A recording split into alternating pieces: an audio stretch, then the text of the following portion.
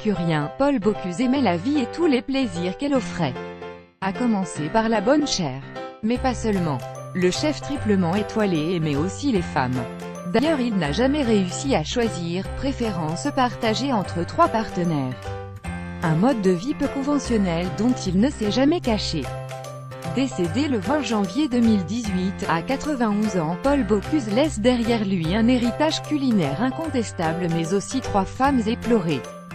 Le pape de la gastronomie française entretenait, en effet, 3 relations amoureuses simultanément depuis près de 40 ans. Chacune d'entre elles était au courant de l'existence des 2 autres. D'ailleurs le chef mondialement célèbre évoquait régulièrement sa polygamie dans les médias. « J'ai 3 étoiles. J'ai eu 3 pontages. Et j'ai toujours 3 femmes », a-t-il déclaré dans Libération en 2006. Jamais avare de plaisanteries, Paul Bocuse s'amusait régulièrement de sa situation.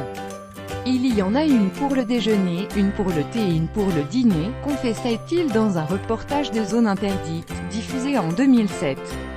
Autre de ses déclarations, au Daily Telegraph, cette fois, « J'adore les femmes et nous vivons trop longtemps de nos jours pour passer une vie entière avec une seule. Il y a d'abord Raymonde, son grand amour, avec qui il se marie en 1946. Un an plus tard, sa toute jeune épouse lui donne une fille, Françoise. Puis vient Raymond, qui met au monde Jérôme, en 1969. 2 ans plus tard, Monsieur Paul succombe au charme de Patricia. Voilà pour la version officielle car ce n'est pas tout. En véritable tombeur, le chef étoilé a multiplié les conquêtes tout au long de sa vie.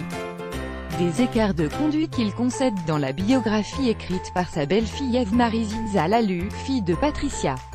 Intitulé Paul Bocuse, Le Feu Sacré est publié en 2013, cet ouvrage donne la parole au chef, qui y dévoile certains de ses secrets. Si je calcule le nombre d'années où j'ai été fidèle aux 3 femmes qui ont compté dans ma vie, j'arrive à 135 ans de vie commune, révèle-t-il avant de poursuivre. Je ne regrette rien, sauf peut-être la peine que j'ai pu faire aux femmes de ma vie. J'espère qu'elles me pardonneront. Crédit photo, Laurent Cipriani, APS IPA.